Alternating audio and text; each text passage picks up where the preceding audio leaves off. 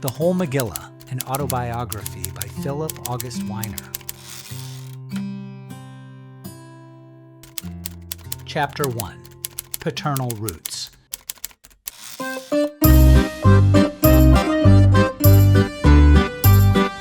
The first half of my lineage began in a little town in Russia named Berdichev.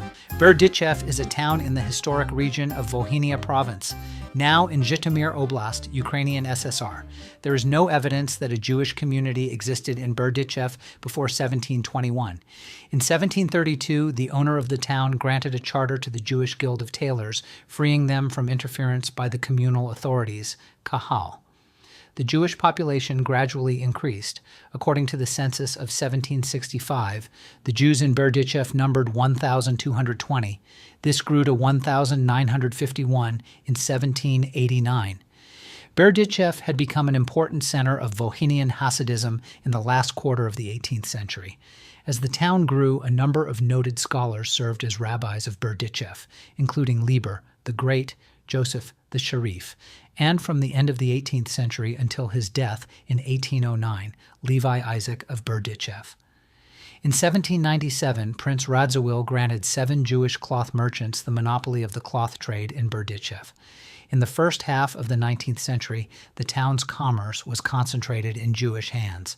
There were over 23,000 Jews living in Berdichev in 1847 and 46,600 in 1861. It was then the second largest Jewish community in Russia.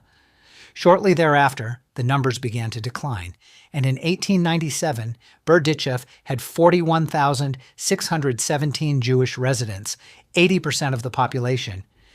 At the end of the 19th century, about half of the Jewish wage earners were employed in the manual trades, mostly in tailoring, shoemaking, carpentry, and the like. My dad was born in Berdichev in 1899. My grandmother, Nana Weiner Barenberg, on my dad's side, left Berdichev in Russia with her 3-year-old son Benjamin and her other children in 1903 to come to the United States. It was a good thing they left Berdichev when they did. The Jews in Berdichev became victims of a pogrom perpetuated by the Ukrainian army. Under the Soviet government, most of the synagogues were closed. All Jewish cultural activities there were suspended before World War II. The Nazis established an extermination unit in Berdichev early in 1941. Immediately afterward, wholesale massacres began, and a ghetto was set up in the city. It was liquidated on October 5, 1941, after all the inhabitants were murdered. In 1970, there were an estimated 15,000 Jews in Berdichev, with a synagogue, cantor, and a ritual poultry slaughterer. The cemetery was reported to be neglected, but the Jews who had returned to Berdichev erected a fence around the grave of Levi Isaac of Berdichev. I never knew my grandmother's husband, my grandfather, as he died prior to my birth. The pogroms and rampant anti-Semitism transformed the community into one of fear and lost opportunities. The solution sought by many Jews who lived there was to migrate to that land of promise and opportunity, the United States of America. The Weiners settled in the Boston, Massachusetts area. My father, Benjamin, who was born in 1899 in Berdichev, attended schools in Lynn and worked from the age of 8. His ambition was to be a lawyer, and he attended Northeastern University at night and did earn a law degree. But fate and the necessity to earn a living and help support his mother and 6 sisters, Ree, Edie, Minnie, Fan, Gertrude, and Jeanette, precluded his achieving his dream. Instead, he apprenticed and worked in shoe factories operated by his cousins, the Brightmans and Hershensons in the Lynn, Peabody, and Chelsea environs.